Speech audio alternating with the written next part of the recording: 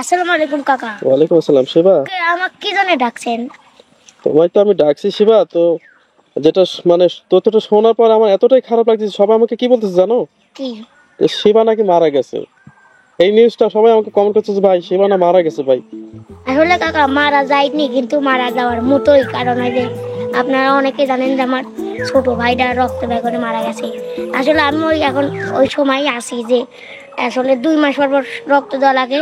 এখন 3 মাস কি 3.5 মাস হয়ে যাচ্ছে, এখন আর রক্ত দিইনি। আসলে কাকা আমরা গরিব মানুষ, তো এই জন্য কেউ আর দিতে চাচ্ছে না। আর বড় লোক হলে তো রক্ত কিনে নিয়ে এসে দিন কাকা।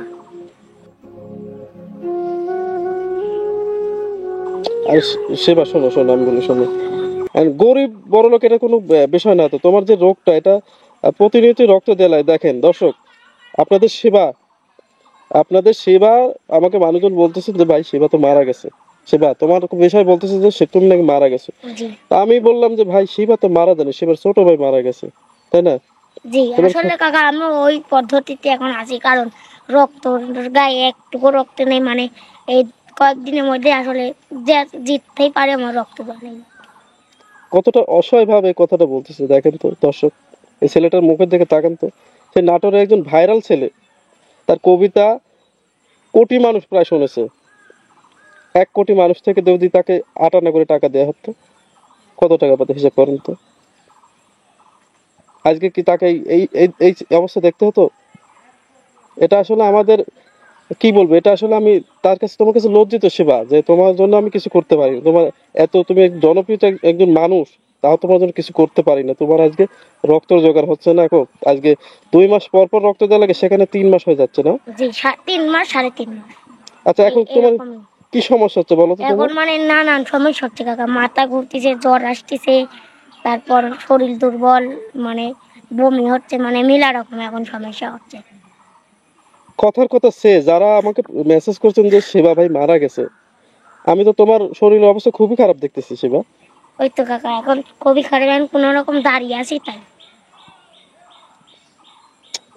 এটা আসলে আমাদের কাম্য না শিবা। তোমার ফোন নাম্বারটা বলো তো, যদি কেউ রক্ত দিতে চায়। যদি কেন, আমি বলবো যে আমাদের নাটোর জেলাতে এরকম অনেক লোক আছে যারা ব্লাড দান করেন। সেবার রক্তের গ্রুপ হচ্ছে বি পজিটিভ শিবা। জি, আমার রক্তের গ্রুপ বি পজিটিভ। যদি কেউ দেন তাহলে আমার সাথে যোগাযোগ করবেন।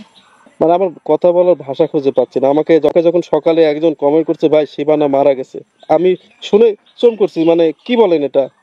মানে আপনি কি বলতেছেন এটা শিবা মারা গেছে?